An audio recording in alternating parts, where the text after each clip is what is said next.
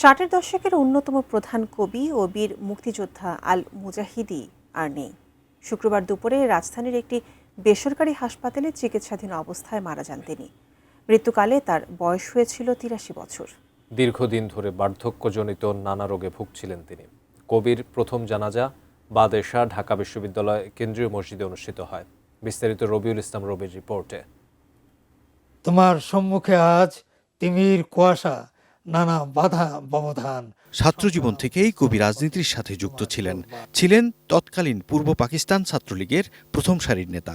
১৯৭১ সালের রণাঙ্গনের বীর মুক্তিযোদ্ধা আল মুজাহিদি দৈনিক ইত্তেফাক পত্রিকার সাহিত্য সম্পাদক হিসেবে ৩ দশকেরও বেশি সময় ধরে দায়িত্ব পালন করেন। পরে তিনি যাই দিন পত্রিকাতেও সাহিত্য সম্পাদক হিসেবে যোগ দেন। কবিতা, গল্প, উপন্যাস, শিশু সাহিত্য, প্রবন্ধ ও অনুবাদ সহ সাহিত্যের নানা শাখায় ছিল তার অবাধ বিচরণ। প্রকাশিত হয়েছে তার শতাধিক গ্রন্থ।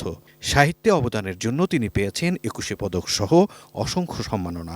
গত জুনের দিকে হয় আপনার চিকুনগুনিয়া, ৪-৫ মাস উনি ঠিক ছিলেন। তারপরে আস্তে আস্তে এই ভালো এই মন্দ এই ভালো মন্দ, তারপরে তো ওনার হার্টে রিং পরানো হলো। তা গত ৩ মাস যাবত একদমই কথা বলতে পারেন না। শনিবার মিরপুর বুদ্ধিজীবী কবরস্থানে কবিকে দাফন করার প্রাথমিক সিদ্ধান্ত নিয়েছে পরিবার। আগামীকাল শহীদ মিনার ১১টায়, তারপর প্রেস ক্লাবে বেলা ১২টায় বাইতুল মোকাররম মসজিদে বা জোহর তার একটা জানাজা হবে।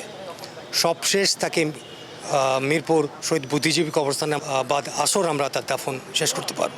এদিকে প্রবীণ এই কবির চলে যাওয়ার খবরে শোকের ছায়া নেমে এসেছে দেশের সংস্কৃতি ও সাহিত্যাঙ্গনে। সতীর্থরা বলছেন তার এই প্রস্থান বাংলা সাহিত্যের জন্য এক অপূরণীয় ক্ষতি। কবি আল মুজাহিদি বাংলাদেশে দ্বিতীয়টি নেই। উনি ৬০-এর দশকের একজন প্রখ্যাত ছাত্রনেতা, ৭১-এর রণাঙ্গনের মুক্তিযোদ্ধা। উনি এই সমকালীন সময়ে বাংলাদেশের প্রধান কবি হিসাবে পরিচিত ছিলেন।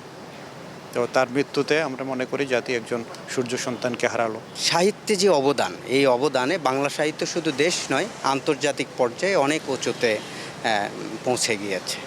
তার চলে যাওয়াতে আমরা সাংস্কৃতিক অঙ্গনের কর্মীরা অত্যন্ত মর্মাহত এবং শোকাহত। তিনি ছিলেন আমাদের সাহিত্য আকাশের একজন বটবৃক্ষ। পরবর্তী যখন ইসলামিক দিনের দায়ী হিসাবে কাজ করা শুরু করলেন, তখন ওই ঘরানার লোকজন তাকে খুব একটা পছন্দ করতো না। দীর্ঘ রোগ ভোগের পর চিরতরে না ফেরার দেশে চলে গেলেও নিজের কালজয়ী সৃষ্টির মাঝে কবি আল মুজাহিদি বেঁচে থাকবেন এদেশের প্রতিটি সাহিত্যপ্রেমীর হৃদয়ে। রবিউল ইসলাম রবি, এটিএন নিউজ, ঢাকা।